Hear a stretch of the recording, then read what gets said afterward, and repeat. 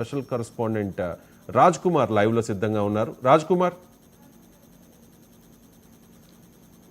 మొత్తానికి విదేశీ యువతి ఏదైతే మీర్పేట పోలీస్ స్టేషన్ పరిధిలో ఉన్నటువంటి అర్ధరాత్రి ఒక్కసారిగా కూడా అక్కడ బయట ఉండడంతో కూడా కొంతమంది స్నేహితులతో కలిసి అస్లాం అనే యువకుడుతో పాటు తన స్నేహితులు కూడా కారులో ఎక్కించుకొని మాయమాటలు చెప్పి తన హైదరాబాద్ మొత్తం అంటే షాపింగ్ ప్రాంతానికి తీసుకెళ్తాను కూడా చెప్పడం జరిగింది. చెప్పిన అనంతరం కూడా కొద్దిసేపటి తిప్పిన అనంతరం మొత్తం కూడా అక్కడ అంటే నిర్మానుష్య ప్రాంతానికి తీసుకెళ్లి ఆమెపై అత్యాచారాన్ని కూడా చేసినట్టు కూడా తెలుస్తూ ఉంది. దీనికి సంబంధించి ఇప్పటికే ఆ పోలీసులు ఏదైతే అక్కడ జరిగినటువంటి ఘటనకు సంబంధించి జరిగిన తర్వాత ముగ్గురు మీద కూడా పోలీసులకు పహాడి షరీఫ్ పోలీసులు ఫిర్యాదు చేయడం జరిగింది. ఎందుకంటే దాని తర్వాత అక్కడ ఈ పరిధి కానుండడంతో అక్కడి నుంచి కూడా పోలీసులు మీర్పేట పోలీస్ స్టేషన్కు కూడా మార్చడం జరిగింది. ఇప్పటికే దానికి సంబంధించి తన మిత్రుడైనటువంటి శరత్ ఇంటి వద్ద ఉంటూ హైదరాబాద్ నగరాన్ని సందర్శించేందుకు కూడా జర్మనీ నుంచి ఇక్కడికి వచ్చినట్టు కూడా తెలుస్తూ ఉంది.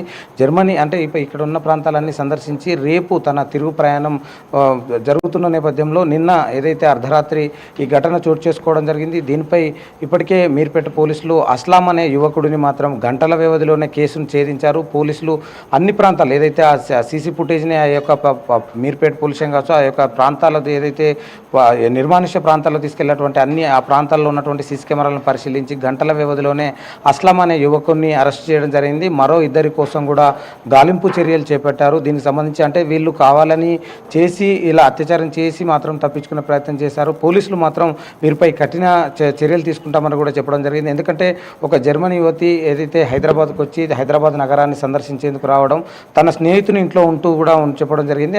అర్ధరాత్రి బయటికి షాపింగ్ అని బయట చెప్పి మేము లిఫ్ట్ ఇస్తామని చెప్పి కూడా మాయమాటలు చెప్పి తన్ని అత్యాచారం చేశారని కూడా తన ఫిర్యాదులో పేర్కోవడం జరిగింది. ఇప్పటికే అంటే రచకొండ పోలీసులు దీనికి సంబంధించి సీరియస్గా తీసుకున్న నేపథ్యంలో దానికి ఇప్పటికే ఈ యొక్క కేసులో ఉన్నటువంటి మెయిన్ అంటే ఎవరైతే అస్లాం తన పై జరిగినటువంటి దానిపై అస్లాం అనే యువకుని అరెస్ట్ చేయడం, మిగతా వారి కోసం గాలింపు చర్యలు చేపట్టడం, వారందరినీ కూడా గంటల వ్యవధిలోనే పట్టుకుంటామని పోలీసులు చెప్పడం, ఆ కార్ నెంబర్తో సహా అంటే మొత్తం వారి యువతి ఆ ఫిర్యాదులో పేర్కొనడం జరిగింది. ఈ యొక్క నిర్మానుష్య ప్రాంతాన్ని తీసుకెళ్లి తనపై అఘాయిత్యం చేశారని కూడా చెప్పడం జరిగింది. కానీ తాను తిరుగు ప్రయాణం రేపు సంబంధించి జర్మనీకి వెళ్లాల్సి ఉంది. ఈ విచారణలో అంటే కేసుకు సంబంధించినటువంటి పూర్తి వివరాలు తన నుంచి రాబట్టేందుకంటే తను ఏం జరిగింది ఎలా జరిగింది అనేది ఇప్పటికే తన రికార్డు అంటే జర్మనీ యువతికి సంబంధించినటువంటి స్టేట్మెంట్ రికార్డు కూడా చేయడం జరిగింది. దీని మొత్తానికి సంబంధించినటువంటి వ్యవహారంలో మాత్రం పోలీసులు మాత్రం వారిపై కఠిన చర్యలు తీసుకుంటాం, వారిపై ఇప్పటికే కేసులు నమోదు చేశారు. అస్లాం అనే యువకుని విచారిస్తున్నారు. ఎందుకు చేయాల్సి వచ్చింది, ఎక్కడి నుంచి మీరు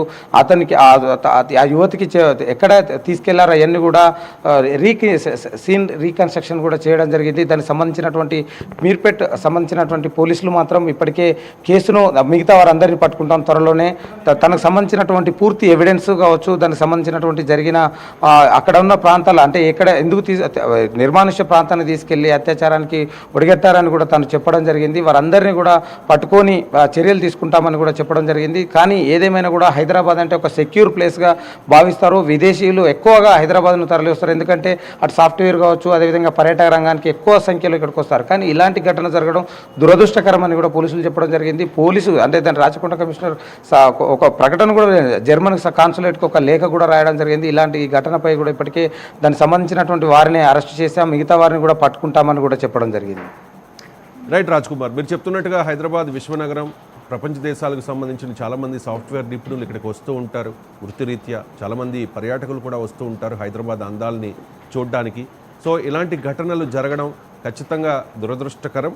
అండ్ ఇది హైదరాబాద్ బ్రాండ్ ఇమేజ్ మీద కూడా ఎఫెక్ట్ చూపించే ప్రమాదం ఉంది కాబట్టి.